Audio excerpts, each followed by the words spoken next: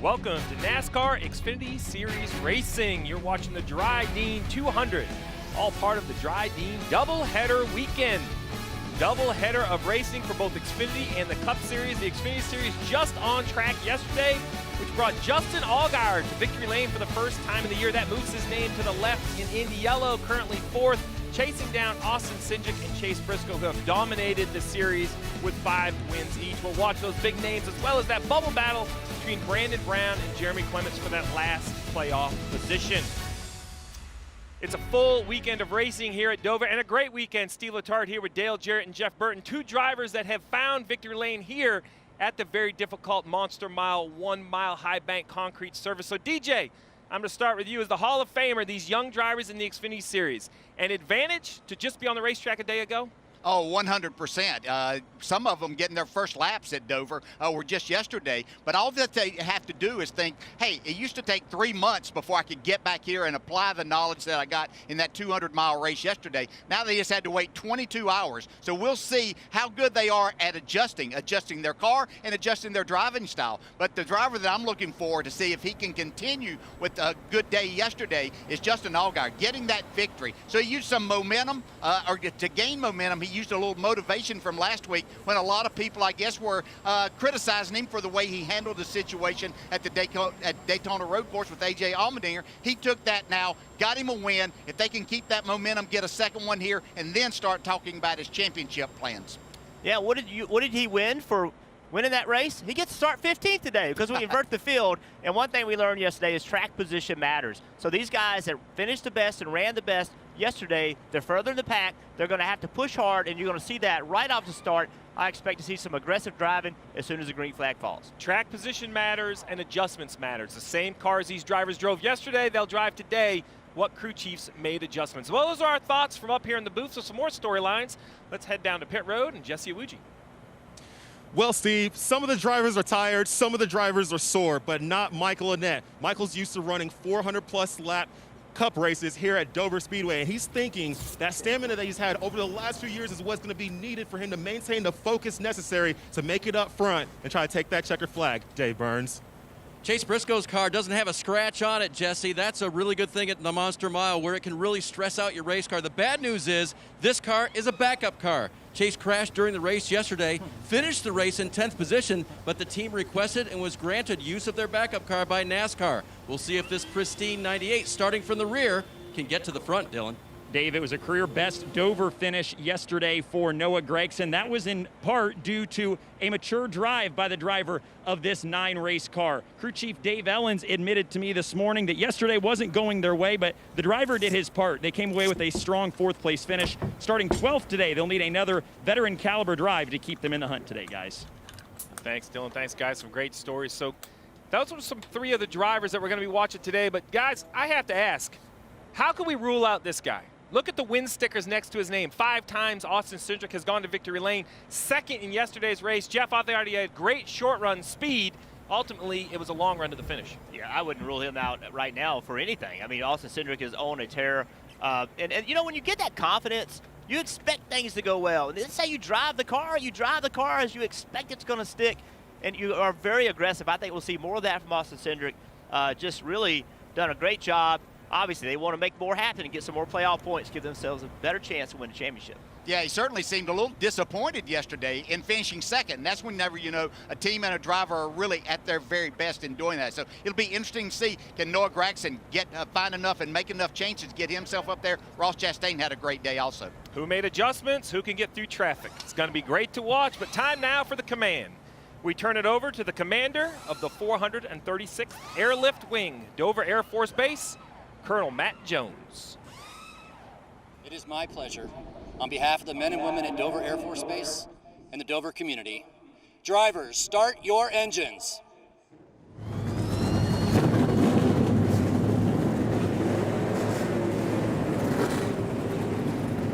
All right, the drivers are in their office. Last minute words of wisdom, last minute advice. It's going to be a blast. The Monster Mile up next.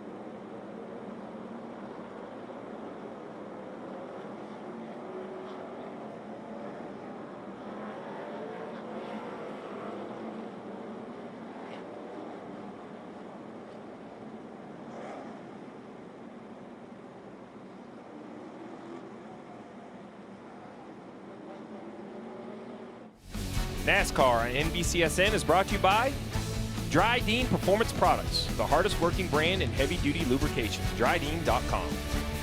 Credit One Bank, the official credit card of NASCAR. Perfect for race fans. And by Toyota.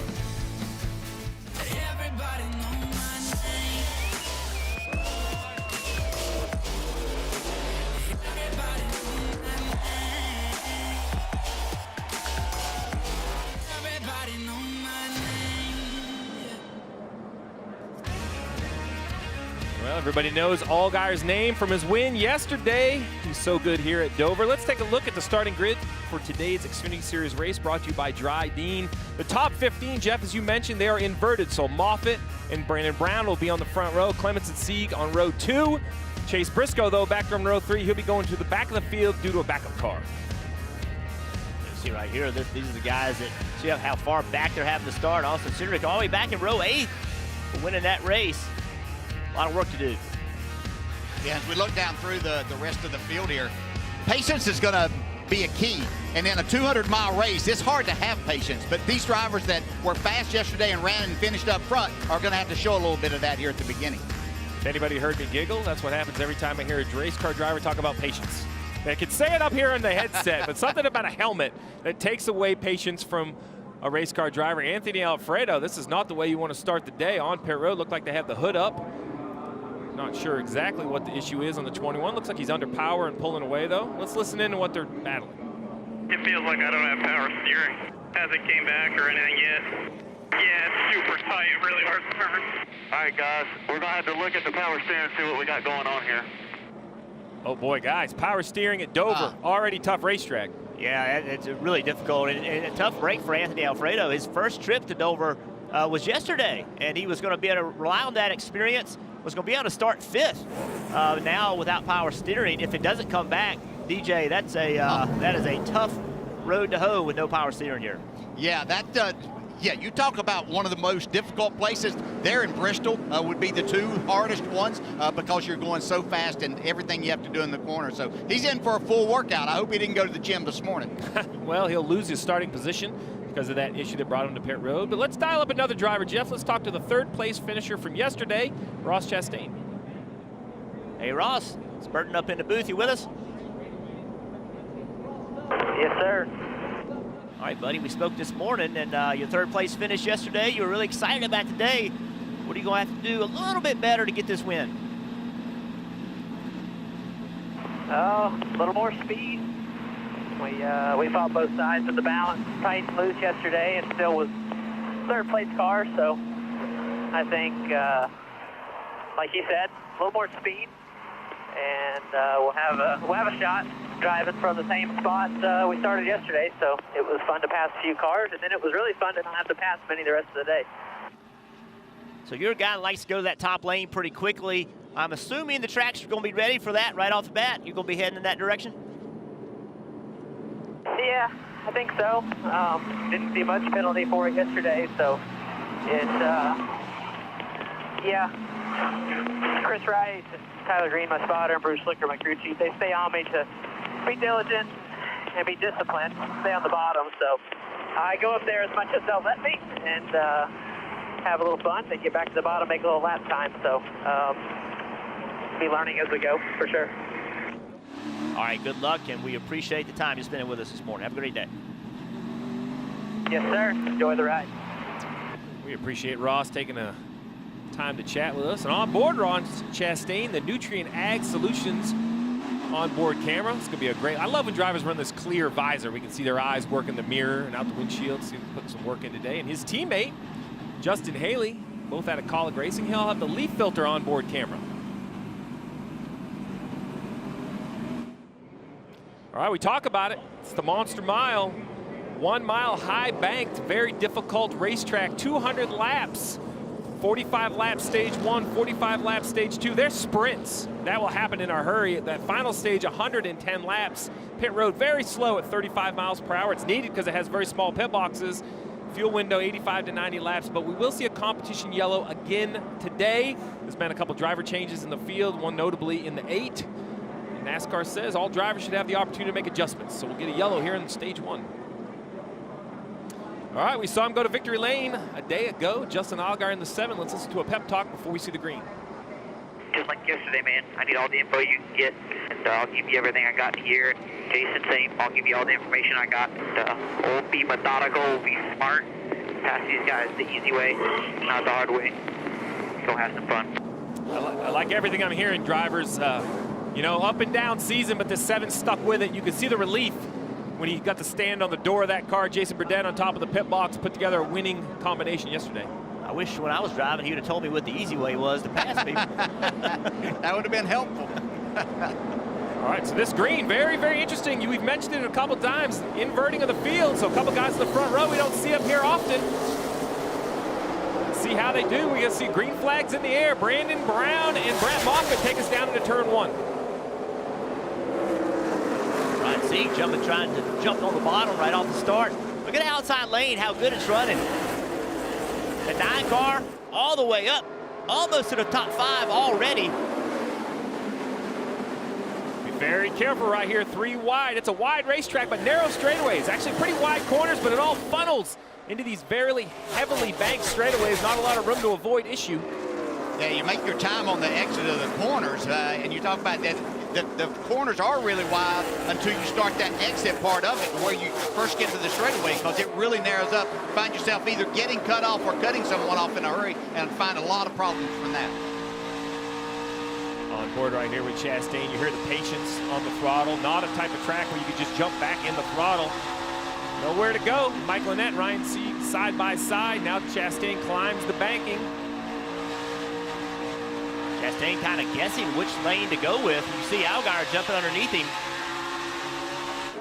Yeah, it's always the hard decision that a driver has to make when you get yourself in that position of cars side by side. Who's going to be able to make this move and move forward? And Ross chose the wrong side that time. Actually lost a spot to Allgaier there. See the 22 of Cindric battling back up through. The 20 of Harrison Burton trying to follow him back up to the front. The 02 of Brett Moffitt runs full-time in the Truck Series, part-time in Xfinity's first ever laps led in an Xfinity Series car. Just an unbelievable story. This young man, 28-year-old, broke both femurs, guys, during the pandemic in a motorcycle accident, a motocross accident. Came back, had surgery, all paired up, and here he is leading the race. That's quite a comeback. Yeah, Brett's a really good race car driver. Won truck championship.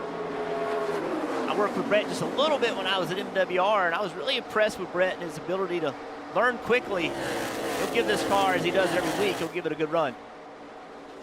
Dylan.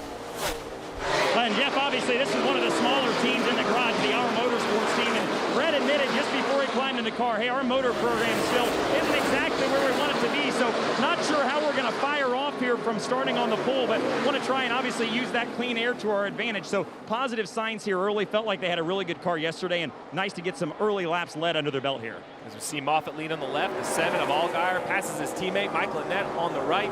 Drivers, I really think when I go back and look at Allgaier, not only does he have great pace at a track like Dover, I think he works traffic as well as anyone. I actually look back at yesterday's race where he passed his teammate 3 wide and then fought off the battle with the 22. As the turning point in that race, you see right here, the 7 has worked traffic and stayed ahead of the 22 while doing it. Yeah, Justin makes really good decisions, especially when he has good race cars. Every driver gets, sometimes when your car isn't the best, you start trying to make things happen. Justin's able to kind of look at what's ahead of him, and now that he's more of a veteran in this series, he makes better decisions, and that allows him to get himself in a winning position more often. I won't lie. Every once in a while, DJ, he fires it to that second or third lane to take my breath away because he does it with so much commitment. He doesn't like feel it out. He just has confidence to go there when it comes to traffic. Well, it takes his breath too. He's just good at handling that type of situation. Well, that's what we're going to look at right here on board with Justin Haley. All right, Burton, take me around here. What is Haley looking at to try to get by the 02? Apparently, Allgaier had an easy way to pass. Do you know it? I don't know it, but I can tell you what Haley's trying to do. So this racetrack is so fast. You hear about drivers falling down the hill. Well, this is why. As you drive into turn 1, you literally go downhill, trying to get your left sides right against that asphalt. Then the car goes up the racetrack and try to leave on the bottom. This is on new tires. On over tires, you're going to move around a little bit. What he's trying to do is just carry speed right through here and then all the way off the corner. If you can beat someone there, that's how you make passes. Talked a lot about the big names at the front of the field. The 98 Chase Briscoe started in a backup car, storming through the field. 17 spots already, only 11 laps in here at the Dover. Oh, yellow on the racetrack. Oh, man. Miller in the 78, heavy contact. We were heading to break, but the yellow kind of jumped out right there. You see why. Big contact for Vinnie Miller. Guys, this is something we talk about. This track will reach out and bite you. Let's take a look and see what happens. Oh, Vinnie started coming up the racetrack a little bit. Don't think that he knew that Jeffrey Earnhardt was there. Yeah. That's that exit of the corner that we were just talking about, how difficult that is. You're wide open in the gas, trying to carry a lot of speed to make a pass there, and you just don't. Sometimes even getting out of the throttle doesn't do any good, and you find yourself in that situation, and then a couple of hard hits. It gets really tight off that corner. I mean, everybody kind of funnels up to that outside wall. Big impact.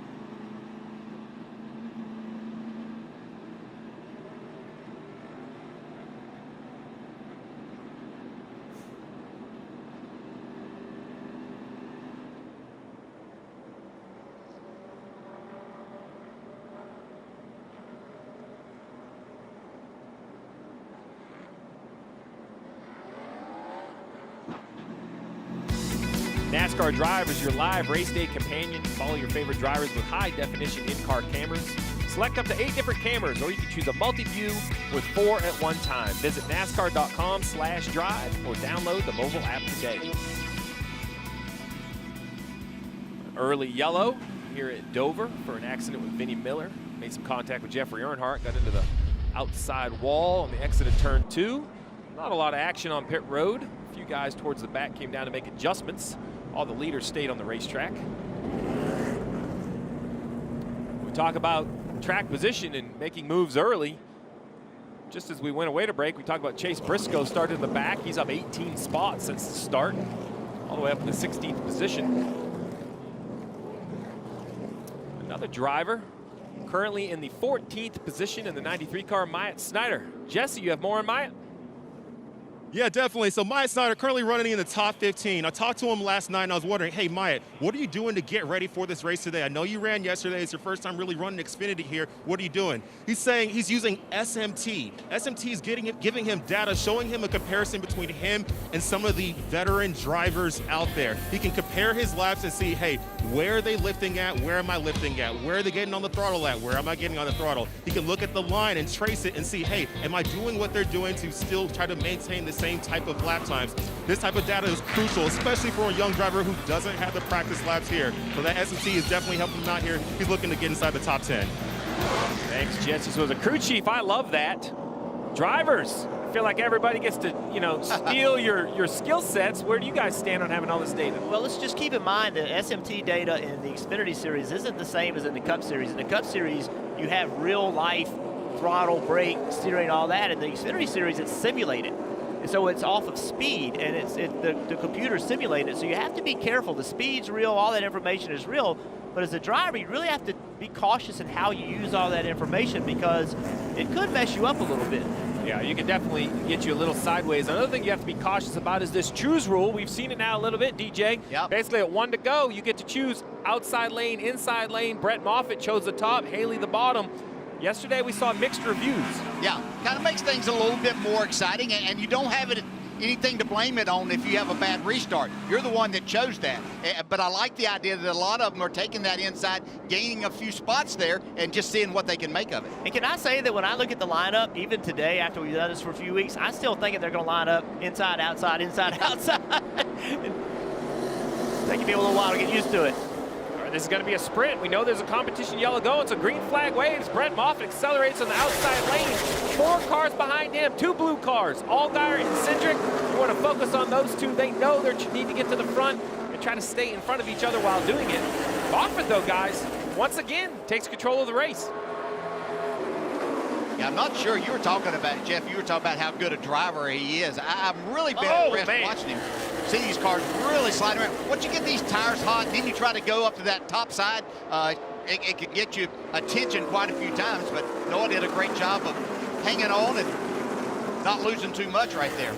Mentioned guys we have seen lead the race. Well, Brandon Brown yesterday led the race. He was dirt tracking that thing. Looks once again. Oh. Big slide. Very fortunate for Noah. You see that donut on the 9. If that would have been around the left rear tire or behind it, I'm not sure he could have saved it. Here's another look, Jeff. Yes, Brandon gets in the corner, just gets loose, chasing it up there, gets in the side of Noah. Chastain says, thank you. 2 spots. I didn't have to do anything for. I don't see a tire rub on the side of that 9 car. No, but look at Gregson comes back. He's looking on the inside of his teammate, the 7 of Justin Allgaier. Noah was fast yesterday. Led the race for a while, lost track position. Seemed like he had a really tough time once he lost track position. He was very fast. At 68, I'm having a hard time focusing anywhere else. He is sideways every time I look at him. This 22 of Cindric looks nervous to be behind him, right? He's trying to find his way by, but doesn't want to end his day. The one thing we know about Brandon Brown, he isn't scared. He's drove that thing sideways yesterday, all day. Yeah, I don't think they changed anything just because they said, hey, you learned how to drive this yesterday. Let's just give it a try again today and see if you improve. I'm glad. It's fun to watch. You made 200 laps. Just go do it again. Cindric, Michael Annett in that red and white number 1. Harrison Burton in that white number 20.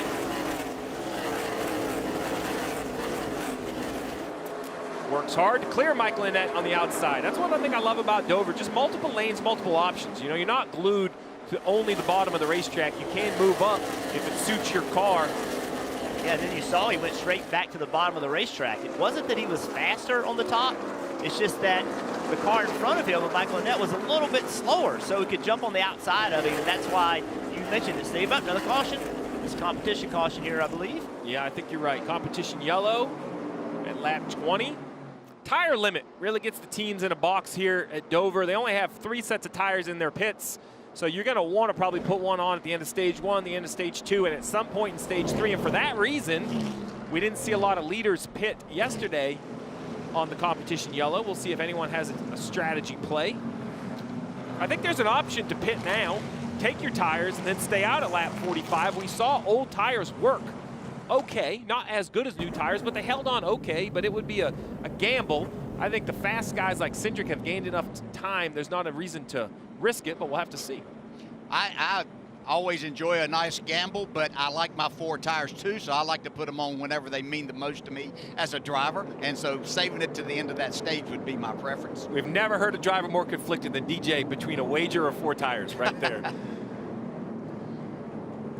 Pits will be open this time around. We will see if there are any takers. I expect the front guys to stay out. That's what I would do. You got that clean air. You don't want to give it up. The question is maybe Hemrick or Brandon Jones, somebody in the back. Will they try some creative strategy? Brandon Jones will peel off the bank, and there you go. He's going to pit from the 13th position. He spun late in yesterday's race, running in the 5th position, and damaged those tires. He didn't have any more tires to put on, ended up hurting his run. Had a pretty decent race car. Talked to his crew chief this morning. He thought they had a good plan of adjustments. We'll see here if he's going to change tires and make adjustments. 23 laps complete here at Dover. 22 laps to go in stage 1 Xfinity racing from the Monster Mile.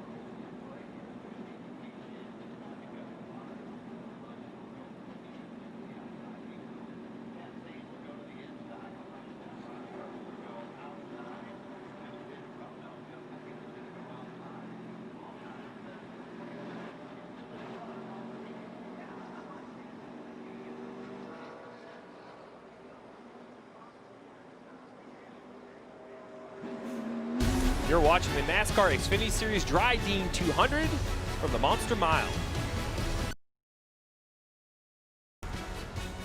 Big night tonight, guys, on NBC. Second round action in the NHL Stanley Cup playoffs. The Boston Bruins, my favorite Boston Bruins, versus the Tampa Bay Lightning. Game 1 in their best-of-7 series. Coverage starts at 8 p.m. Eastern. There is nothing like playoff hockey. Hoping for that run. You know, the New England guy, you just can't take that out of you. So. All right, we talk about the choose lane. Well, you have to go left or right of the V, and you cannot hit the box. And Harrison Burton not only hits the box, but then leaves the evidence with the tire track. So the 20 will now start at the tail end. These are the mistakes that will bite you in a short 200-lap race. We'll have to see how the 20 recovers as the race goes. That's a huge penalty. That Ross Chastain, he told us he thought his car was good enough to win this race. Was running second when that caution came out. Great restart right there. Brad Moffitt, this will be the biggest challenge we've seen so far in a restart. Can he make that top lane work? Oh no, Ross Chastain's gonna stay at his quarter panel, stall out that 0-2. Yeah, Chastain has that clean air. That's what he said he needed. I talked to him this morning. He said, I really believe if I can get in front of Cindric and in front of Allgaier, I can win this race. Right now, he's done it. He's got that track position. As Haley slides up, that makes room for Noah Gragson and that 9 car sneaking through in the middle. Justin Allgaier continues to work with Riley Herbst, the 18, that black monster car on the outside. Allgaier clears him. I'm not sure how much that opened up there. It's more that Noah just took that and went right to the middle, but it's a great pass right there. Just Haley all over his rear bumper there, trying to get that spot back. I'm always amazed, not just the laps, but how quickly drivers can regain their composure. You know, have a big wiggle, have a big moment, the next set of corners, put it all back together again. On the left side, you see the 8, Daniel Hemrick. Different driver than yesterday. On the right, the 20 of Harrison Burton with that choose violation. Had to go to the back, slowly working his way back up. That'll be for the 23rd position right there. Yeah, and you make a mistake as a driver, DJ, you feel like you owe it to your team to go back and get it. And that's when you drive your hardest, I think, is when you make a mistake and you feel like you let your team down. Yeah, and Jim, you were talking earlier about how new it is that you know, as a commentator here, that you're still not used to the choosing. I think that the drivers will find themselves in that position occasionally too. And it's probably something that just because that may be exactly that just a little reminder, you know, from the spotter or the crew chief. This is the biggest question mark I had heading into today's race. How good was Chase Briscoe in the 98 going to be? We didn't get to see yesterday. An accident really took away his chances to win. He recovered for 10th, but was never quite the same. Here he is in a backup car, Dave. He's run the 22 of Cindric down side by side, the two best in the series. Nice battle going on here as he tries to get by Austin Cindric for that position. That'll be for 7th. And Steve, I kind of posed a question at the start of the broadcast. Would you rather have the car you ran yesterday in one piece or a backup car starting in the back at this series with no laps on it and all the pieces not used for a day at the Monster Mile? Well, I think my question would be, how did I run the day before? Because if I ran as well as the 22 of Cindric, I'd like to run the same car. I have an idea how it drives, what kind of adjustments I might make. The 98, he didn't get that opportunity because of this right here. These two were racing. The 98 loses it really all on his own. Jeff spins around, and there's nowhere to hide here at Dover. Makes contact with the inside wall. Yeah, Chase Briscoe, one of the reasons he's such a good race car driver is he loves to drive a car loose. Likes the back of the car to always be around on it. Well, at Dover, a loose car can get you in trouble. That's what happened to him yesterday. Just not enough rear grip, leaving the corner underneath another car. And DJ, this really shocked me. You see right there the season comparison, both with 5 wins, but keep this in mind. Chase Briscoe won all 5 races before Austin Cindric won his first. Since Austin Cindric has gone to victory lane, he shut Chase Briscoe out. He's yet to win. Yeah, it's been like 2 different seasons for these 2 drivers.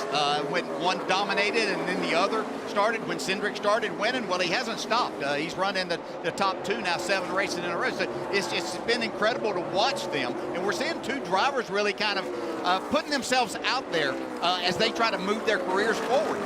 Everybody's taking notice of what they do. And I'm sure that Chase Briscoe right there, as good as he's come up through the pack, when he got to that point with Cindric once again, it didn't take him long to realize that's how he got in trouble yesterday, and he didn't want to make that same mistake. And DJ, you know the value of what a win can do for your season and just for your confidence. You get a good look there at Austin Cindric. Brian Wilson, his crew chief, mentioned to me that he said once we break through, watch out. That was his message to Austin earlier this year when they were trying to find that first win. And it was kind of a matter of until you win, you question the right decisions. You question whether or not what you're doing is going to put you in a position to win. Winning validates that what you've been doing the whole time is right. And so they felt like once they kind of got over the hurdle of winning, the dominoes have started to fall, and I think we've seen that as consistent as he's been the last 7 weeks. How about that move right there from Briscoe? Yeah. You know, I think that move, instead of just going on the bottom and going with Briscoe, was, hey, man, you're winning all these races. I can't let that happen. I got to get some points. And jumped on the outside and put Austin in a tough situation. Hey, that's what the race is all about, right? He got by Austin. Now he's going to work trying to get by Haley.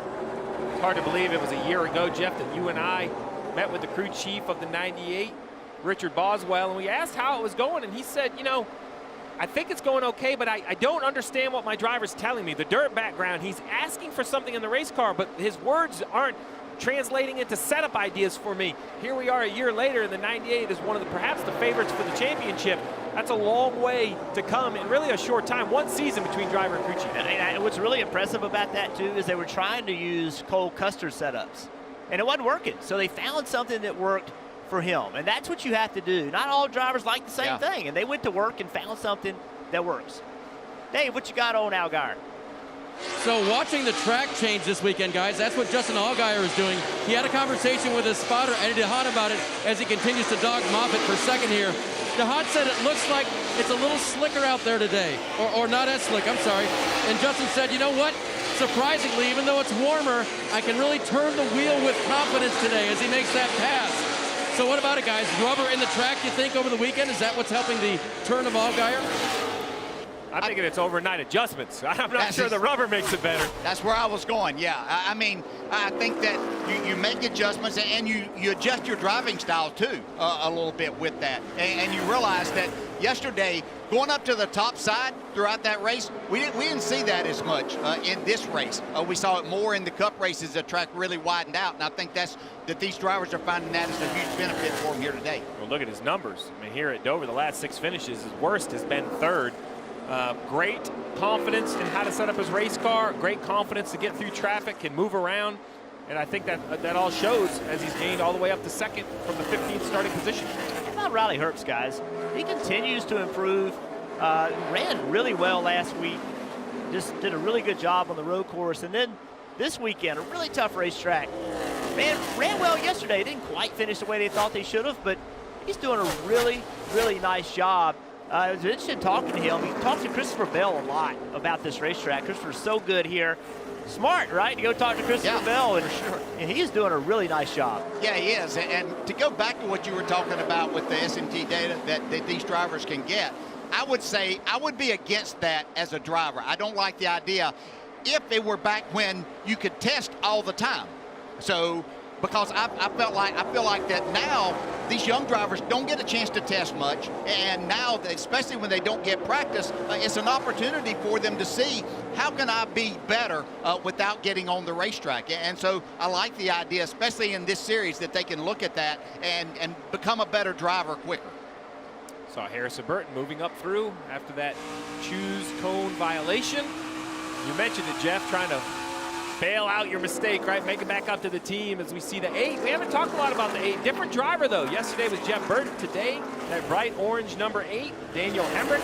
The 3rd doubleheader this year for the Xfinity Series, and the 3rd time the 8 has had a different driver in race 2. Talk about adjustments overnight. A whole different driver. Final lap of the first stage at Dover. Ross Chastain in the 10 continues to lead, about a 2-second lead over Justin Allgaier. You see Moose on the hood of that 10 car, a new sponsor to NASCAR, only its 3rd race right there. Interesting to see a Colleague racing car without one of his own companies on it. Yeah, and Ross Chastain's going to take it to a stage series win. How about this? Burton has the most top 10s in the series. First playoff point for Ross Chastain all year. We think alike. I was just going to say, I can't believe that's his first playoff point. Like we're studying the same notes. Don't cheat off my test now. Don't cheat off my test. How about Brandon Brown in 10th? That helps him a lot in trying to make these playoffs. Absolutely. At 1 point. Protecting that bubble spot. Ross Chastain, good run yesterday. Said all he needed was track position. Well, he currently has it. Wins stage 1 here at Dover.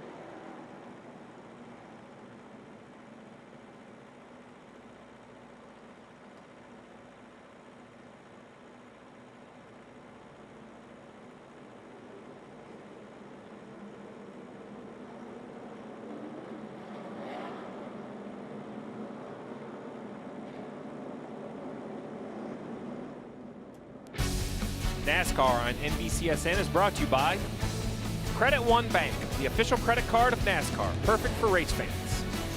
Drydene Performance Products, the hardest working brand in heavy-duty lubrication. Drydene.com. And by McDonald's. Well, Jeff, we talked about it. First playoff point for Chastain. Allgaier up to second. Anything jump out so far in the first 45 laps for you two? And Ross Chastain's speed. I think they made a little adjustment to their car yesterday, and he's going going to be hard to beat today. Looks really good. Pit road, small pit road here, Jeff. 29 cars on the lead lap. Can get pretty crowded. Dave. And you guys mentioned it, that first playoff point of the season for Ross Chastain. That was big when I talked to the team yesterday about his situation. So they'll take on 4 Goodyear tires and Sunoco fuel here. Justin Allgaier, middle of the screen, different pit box for him today. And he talked about it before he came to pit road. These guys have to locate where they are and make sure they hit their marks, Dylan. All the way down to pit stall number 2 at the end of pit road for Brett Moffitt on the bottom of your screen. Pretty happy with his race car as he pits from the 3rd spot. Major request is just more right side grip in the middle of the corner without unhooking the rear end. They're going to make an air pressure adjustment, go down on the track bar, 4 tires and fuel for Moffitt. Saw the strategy call earlier for the 19. He came into the left sides. Now he takes rights. He'll get the lead. Allgaier, Chastain, Briscoe. Mentioned it, small pit road. We're going to look at the 18 of Riley Herbst. Oh, that tire starts rolling out. NASCAR will have to see if that got far enough out to be considered uncontrolled. We'll have to see if there'll be a penalty. But guys, what a weekend of racing. We had 2 races yesterday from the Monster Mile. Today, 2 more NASCAR races, the Indy 500. It's my kind of day of racing, but did y'all see how the day started? The Austrian Grand Prix, that MotoGP race, it was crazy. If you didn't see the finish, you missed an exciting race. Can Miller hold on? Oliveira, he's trying to find a way through on Espargaro as well. It's a last lap thriller from Thriller Miller. Can he hang on here in the Red Bull ring? Can he keep the Cathy's Golden Rule going? Here comes Espargaro over the crest, down and hit the brake, he's over turn 9. Espargaro's got the inside line. Can he keep it? He's on the inside. Oh my goodness, he's nowhere. It's all on the line. Jack goes up the inside. The chip is landing. It's going to be done. Oliveira wins it. Unbelievable. What a finish. What a last... Miguel Oliveira from Portugal, first ever win. How about that finish, guys? Yeah, that's the way you get your first one. You'll never, ever forget. You don't forget that first one to start with, but when you win like that, just incredible. Can I just say that they're crazy? I mean, yeah. Can you imagine going that fast, being that close? I mean, that is incredible to watch. I'm going to tell you, they got me fired up. They were calling the action. I was excited. About spilled my coffee this morning. All right, we showed it to you, the little bit of an issue with the 18. That is an uncontrolled tire. I suspected it would be so. You know, there's not a specific rule about arm's length anymore. You have to control your tires. They can't roll into other people's pit boxes. And that one on the 18, DJ, that rolled out into the first lane. Yeah. There was no traffic, but there easily could have been. Yeah, there's barely 2 lanes to have there. And once it gets outside of your pit box, it is in the way. So very unfortunate. We talked about what a great job Riley was doing as a driver, but now he's going to have to come from the back. Yeah, he's going to have to come from the back. We just saw his teammate, Harrison Burton, try to overcome a penalty. Another penalty for a Gibbs car. For some more stories from pit road, let's check in with Jesse. Thanks, guys. So Daniel Hemrick finished inside the top 10 at the end of this stage, and he told me this morning that it's been an adjustment, balancing the brakes in between each race because he's not racing full-time anymore. He's raced here quite a few times, so he does have experience, but I'm sure he's pretty ecstatic making his way into the top 10, especially starting in the rear. But he's even more excited about his newborn baby, Ren Hemrick. His newborn really allowed him to separate the hectic racing life from home life. Every day he gets to go home and see her smiling face. So I'm pretty sure he's trying to bring her home a win today.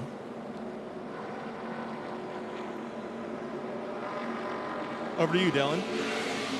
And Jesse, Brandon Jones has leapfrogged his way to the front of the field. They pitted on lap 22 at that competition yellow, took left side tires, just took rights on this sequence through pit road. Yesterday they were working on trying to find some stability in that race car. They think they found it today, just a little bit free is the early report for Brandon Jones, but he'll have the track position to try and solve that problem, Dave. Dylan, updating the Anthony Alfredo situation. The 21 car currently runs 12th, which is great after where he started, which was on pit road on the pace laps. They were working on the power steering. It came back to him as they continued the pace laps, but he had to go to the rear because they made that early pit stop. He apologized to the crew. He said, man, if I'd have known that, I would have stayed out for sure if I'd have known it would come back. But you don't always know that, Steve, and that was a good thing for him to catch and take care of early. Keeping an eye on this choose rule. You know, what I find interesting about this choose rule is what goes through each driver's mind as they determine what lane they want, right? So it's more than just counting cars, which lane has the shortest amount of cars, but what cars are in what lane, right? So as you're racing with people, you determine if you think they're better than them, if they're worse than you, and you try to get in a lane that they're not, because you feel like they might could hold you up. So the decision making I find fascinating. Yeah, and how different is your car on the bottom versus the top, and where you want to be? So factoring too many decisions. I'm waiting for them to stack up and knock the grill out of one, because I see a lot of checking up before the choose rule. All right, guys, outside that bright yellow 19, Brandon Jones on fresh right side tires. The inside, the 7 of Justin Allgaier on 4 fresh tires, yesterday's winner. Restarts at Dover to determine the race. That's a really good jump by that 7 of Allgaier. Trying to clear Brandon Jones. Now look at that 10 car on the outside. We talked about him needing to get in front of Allgaier if he's going to win this race to get that track position. They lost it on pit road. Now he's trying to go back at Briscoe. Wow, that was quite a move right there. I didn't think that opportunity was going to be there, getting down into third and into turn 3. I thought Briscoe was going to easily get up into second place there. But what a run for Briscoe from the back of the pack in a backup car all the way up inside the top 5.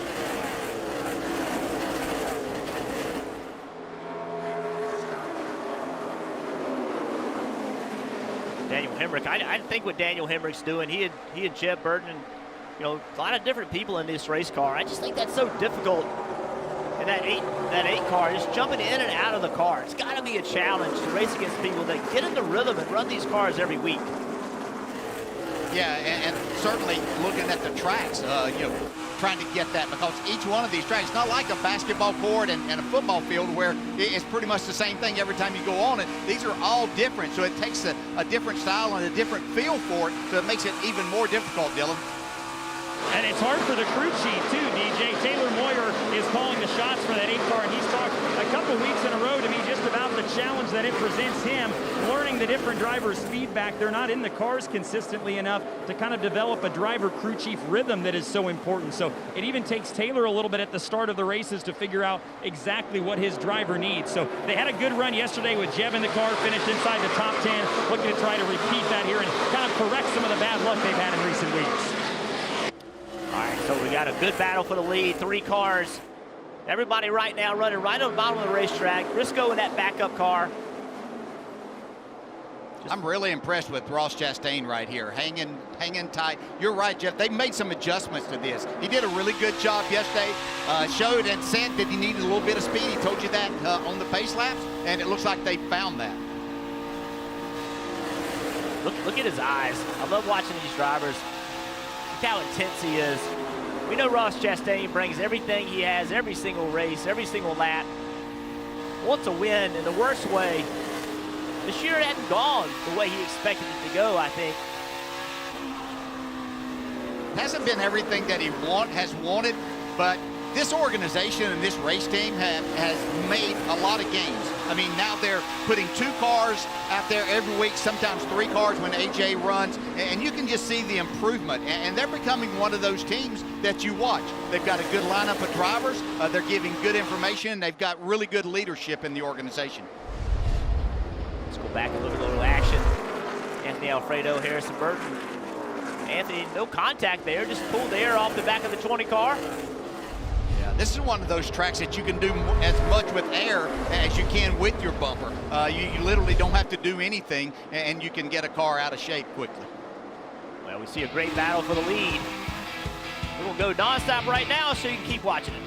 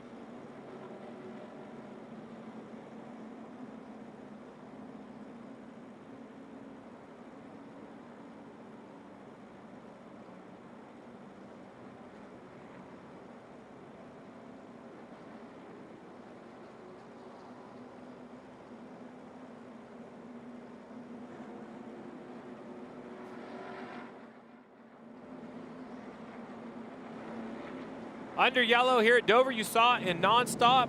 Jeffrey Earnhardt in the 0 up into the wall. We're hearing there might have been a little contact there, guys. Yeah, you can see Riley Herbst on the bottom of the racetrack. Just went in the corner high, DJ. Looked like he got loose, but he entered the corner really high also. Yeah, it looked like he was still trying to arc it in. Makes it a little more difficult to arc in whenever you've got a car out there on your right rear quarter panel. A lot of contact there, unfortunately. Remember, Riley had a pit road violation the last time down. He was trying to recover from that, coming back through traffic, currently in the 25th position.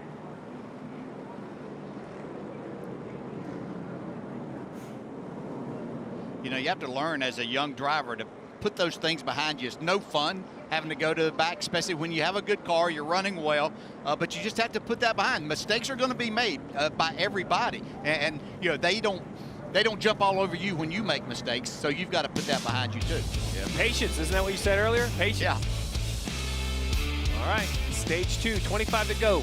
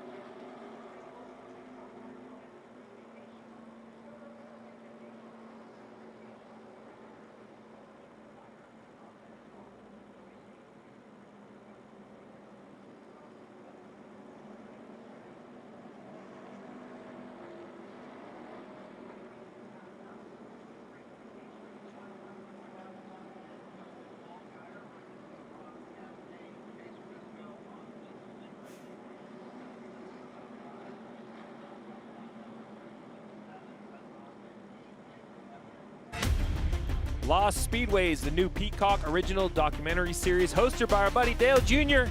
and Matthew Dillner. These two span the country, uncovering great racing tracks from the past, finding their hidden stories. All episodes are streaming now for free, exclusively on Peacock. Sign up at peacocktv.com. I got to see a few of those episodes. So much fun, so many great stories. Let's get some updates from pit road. Dave. Leader of 23 laps already today, Ross Chastain needs his 10 car to rotate in the corner just a little bit earlier, and he feels like that will be what he needs to get by the 7. But think about changing what they needed overnight. They made some good improvements on that 10 car. We saw speed yesterday, but Dylan, they really dialed something into it today to make Ross a potential race winner. And Dave, for Austin Cindric, connecting the corner better has been he and crew chief Brian Wilson's mission this afternoon. The latest report from inside the cockpit is free in the center, tight finishing the corner. He can't stay on the throttle once he gets back to it. So we saw that cause some issues early on in the Cup race yesterday. Guys, it's so important here, isn't it, to once you get back in the throttle, just stay in it all the way off the corner, because otherwise things get bottled up behind you. Yeah, it is, and the report the Ross Chastain report, where he said he wanted to rotate sooner, that's extremely important here as well, because the sooner it rotates, meaning the front turns, car gets pointed, then you can go to the gas, and the better it's pointed, the better the rear grip is, if that makes any sense, where you don't have to turn the wheel. It really makes a huge difference. So these corners last forever, DJ. Yeah. Just getting the thing to turn is so important. Yeah, it's all the difference in making a good lap or possibly a good pass.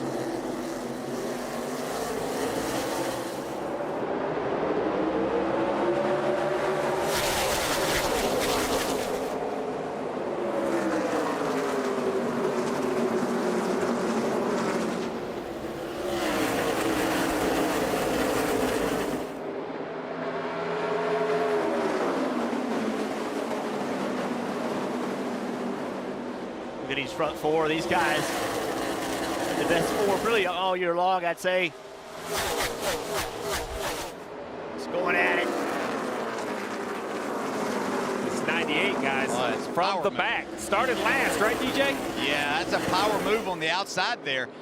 He kind of gave Ross Chastain a little bit of a break off of 2. Ross took that 1 inch that the 98 gave him to slide up in there. But now Briscoe's hooked up on the outside here, going for the lead. Yeah, he's got on the outside of the Allgaier, and Allgaier could do nothing about it. Really, I think Chase the first one to really jump up that high on the outside and make it work.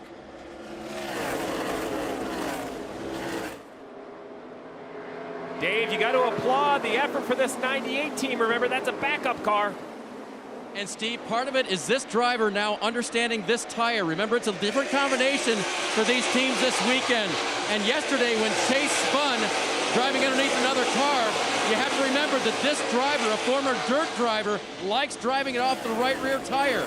He said to his crew chief afterwards, I think there's less forgiveness in this tire than there was in the old combination. So he learned something yesterday, and look how he powered the 98 around to take the lead.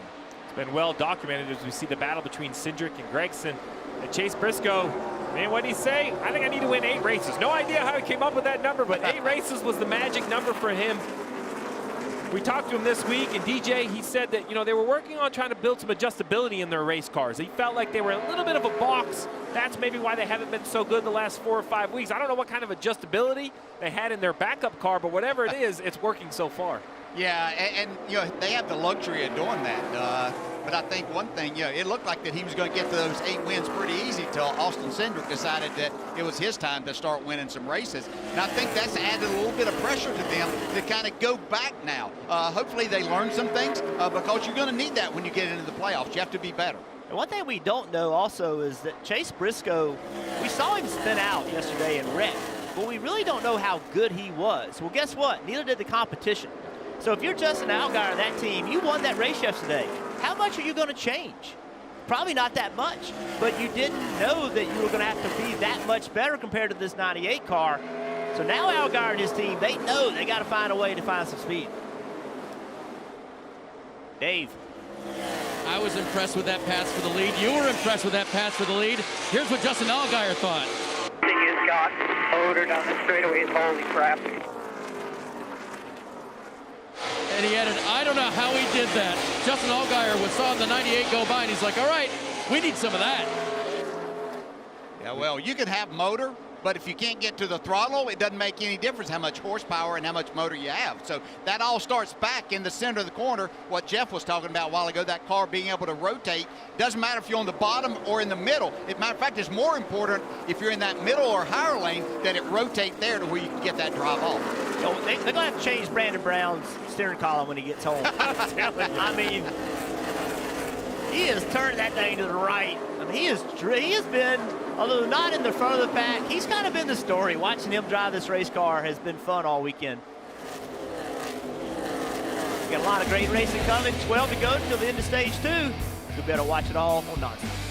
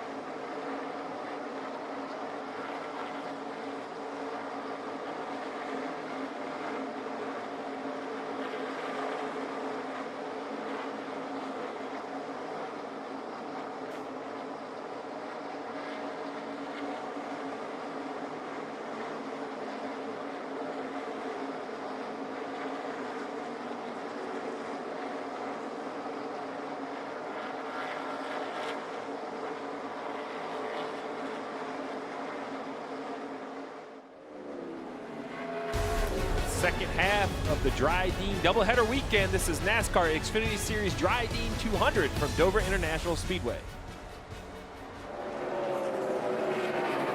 Chase Briscoe started last in a backup car all the way up to the lead. A great battle here between Justin Haley and the 20 of Harrison Burton for the 9th position. Haley has it, Burton wants it. Yeah, Harrison's done a good job of being patient and getting himself back in the race, because you're getting ready to have another caution here, and so you can make some more adjustment. But he didn't press and make a mistake in trying to come back up through the pack, but back inside the top 10, doing well here. Yeah, just, you know, you're still racing for points, right? Although he's in the playoffs, Haley is in the playoffs, they're still racing for points. And every point could make a difference in how many playoff points you end up with going into these playoffs. So these two will race each other hard with only 4 to go. And you're just a competitor. You know, you want to pass the guy in front of you. That's what you get done. He took every bit of the track right there. That was good. Holy smokes. I was concerned the 20 would get spun around. I'm not sure Haley meant to do it or not. It happened so quick, I didn't have a good view of it. Yeah, big contact there. You can see the rear bumper of the 20 car. Looks like it's caved in some. Harrison would like it if they just knocked it off. Yeah. That's just all that is Harrison on the bottom trying to clear the 11. You heard the 11 off the throttle, then the 20 has to get out of the throttle right there, and then Haley really has no choice but to get into the back of him. That's just, in my eyes, that's just racing at Dover, DJ. Yeah, it is. Harrison had every intention of staying in the throttle until he saw that he was going to have to come out of the throttle or hit the wall. And so you have to, being Justin Haley, you have to be ready to adapt to that. And fortunately for both of them, really no harm done. Yeah, and I don't think Haley could sit around there part throttle waiting for a guy. If you did that all day long, you wouldn't go anywhere. Exactly right. Well, from last to first, it took 2 stages, but Chase Briscoe in this 98 has done it. Started shotgun in the field in a backup car after yesterday's accident. He'll win stage 2. Allgaier second, Chastain third, Cindric Gregson. That is a stacked top 5 right there, guys. Yeah, that's pretty impressive. You take a backup car, start at the back, and these guys that were good yesterday made a little adjustment to their car, so very impressive. The 5th stage win of 2020 for the driver of the 98. 5 wins on the season. Can he make it 6?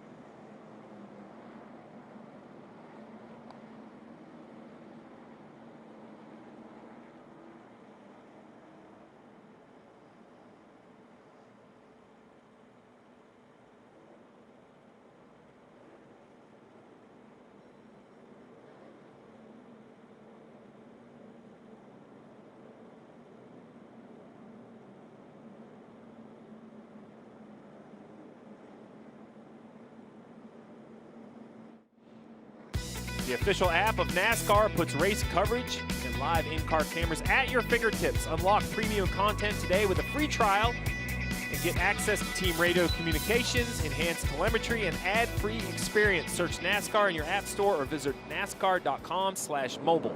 Big fan of the NASCAR app. That's how I do my fantasy lineup each week. All right, stage 2 complete. Pits are open. Important adjustments here. We expect one more pit stop in that final stage, Dave, but they're going to have to make good adjustments here midway through the race. And we heard what Ross Chastain wanted earlier, to rotate that car. He'll hit pit box first. He's the first pit box in. So he'll have to navigate all the cars leaving pit road. That'll be very interesting to watch the 10. He'll get 4 Goodyear tires and Sunoco fuel. The 98 of Chase Briscoe about halfway down. His car right now too tight in the center, the tightest it's been so far. And Justin Allgaier, the entry is still a little bit free, and he's still tight across the center of the corner. Remember, last time down pit road, Allgaier's team was able to gain him a spot on pit road, having lost it on the track. Can the 17 get it back again? Here's the race off.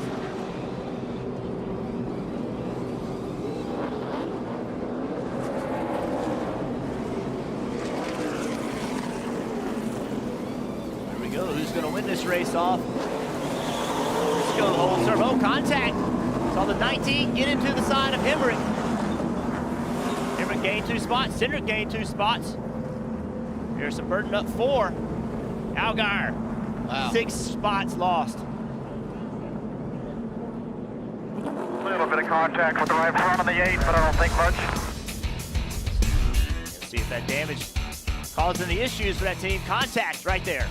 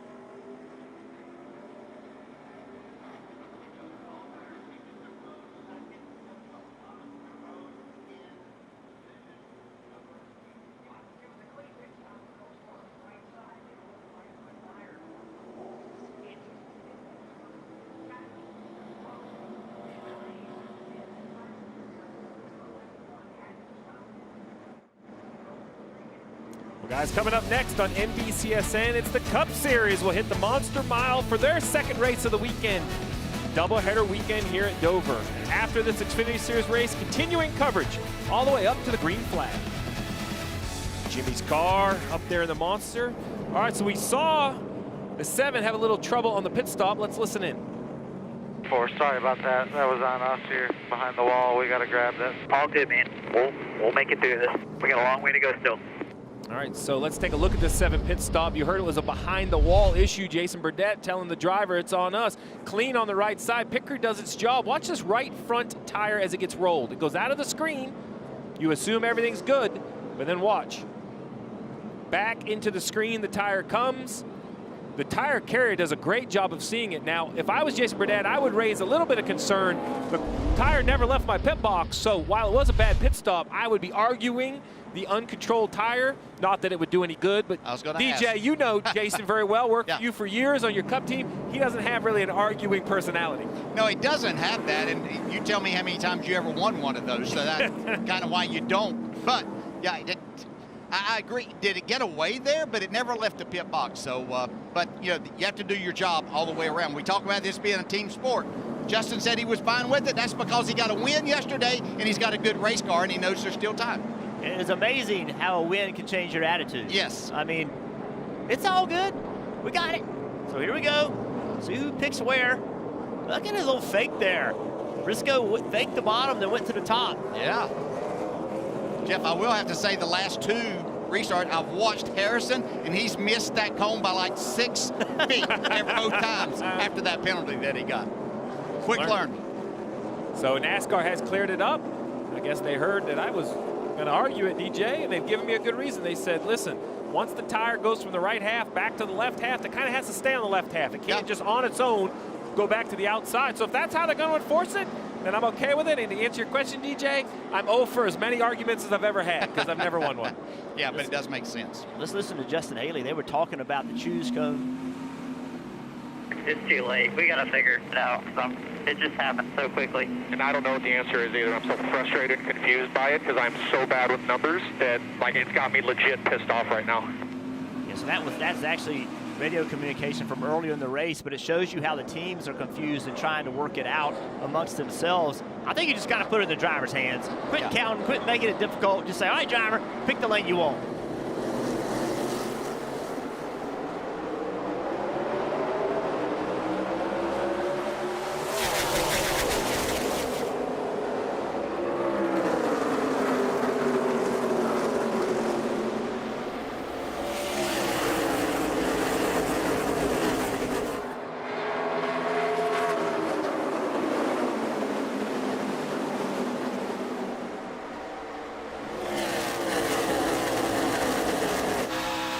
Chastain is cleared. The 22 of Austin Cindric. Now this battle back here. Harrison trying to get by Daniel Hemrick. A little smoke from that left rear of Hemrick's car. Yeah, that's quite a bit, especially for a Dover. Well, remember, that is the left rear is the contact between the 19 of Brandon Jones and the left rear of the 8. We were concerned about the right front fender on the 19. It seems like the tire rub is bigger issue for the 8. The longer this run goes, I think the more advantage perhaps to that 8 car. You see right here the contact that Steve was just talking about. 19 and the 8 touched each other. Got that quarter panel shoved in a little bit.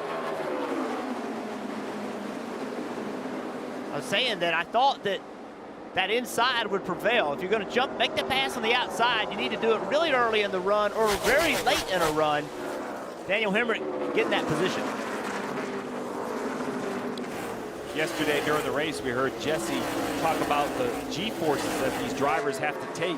He equated it to a fighter pilot. Well, if you ever want to know where the G-forces are the highest, just watch that 8 car and where the tire rubs. It doesn't rub on the straightaway because as you go straight down the straightaway, the car isn't pushed into the banking. As you watch it go through the corner, it will smoke probably right when it lands, right here. It won't smoke as much through the middle.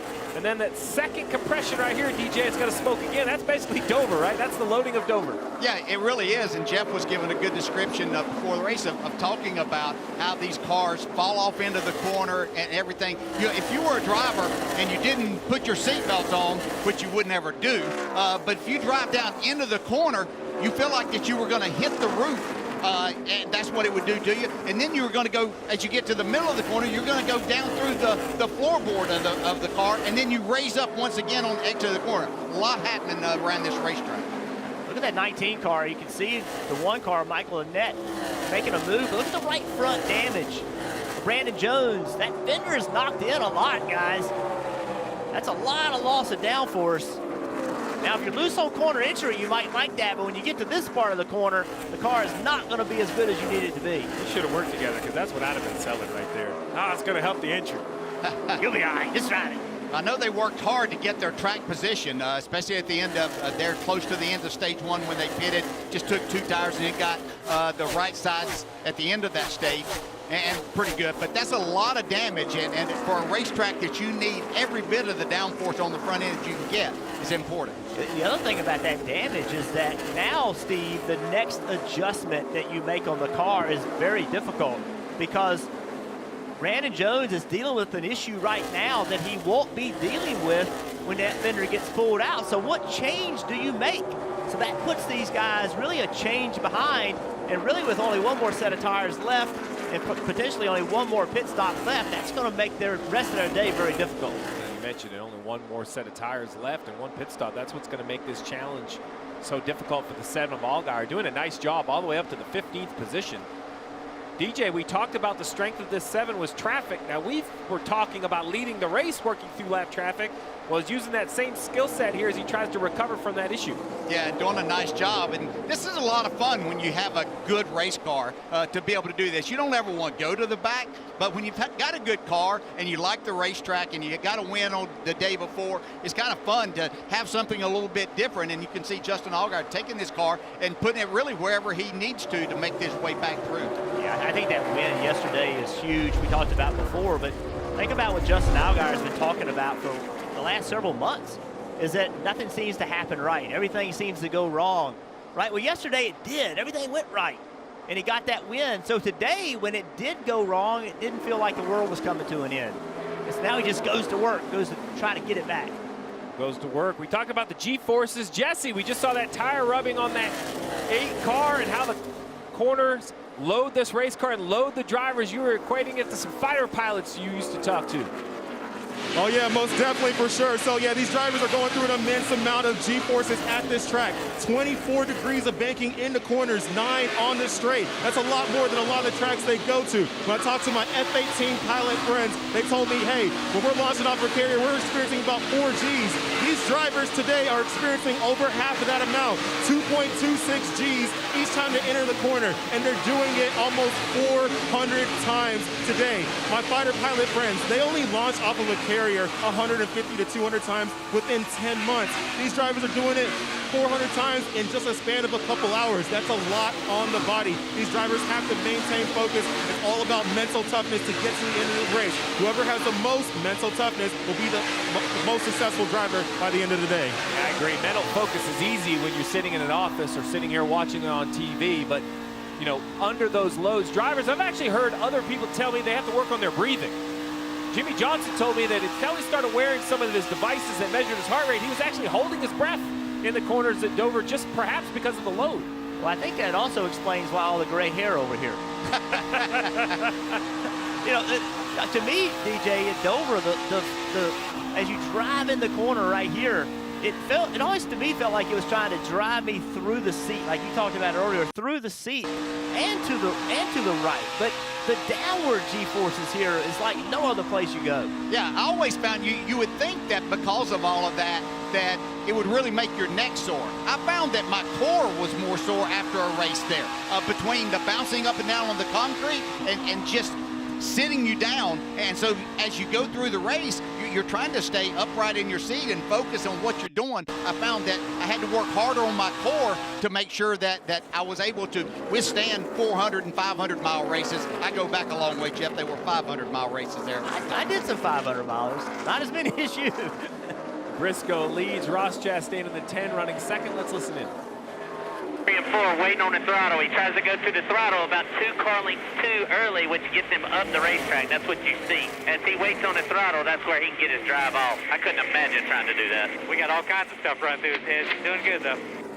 Oh, that is a memorable voice. That's Chris Rice, who's, I think, team president of College Racing, but has a lot to do with the competition, explaining how he thinks that Ross Chastain perhaps might be rushing the throttle, but excited at what he's doing. I tell you, Chris Rice has done a nice job with that organization, moving it forward from kind of a startup to a true contender. Chase Briscoe leads, Chastain Cindric third as we go NASCAR nonstop.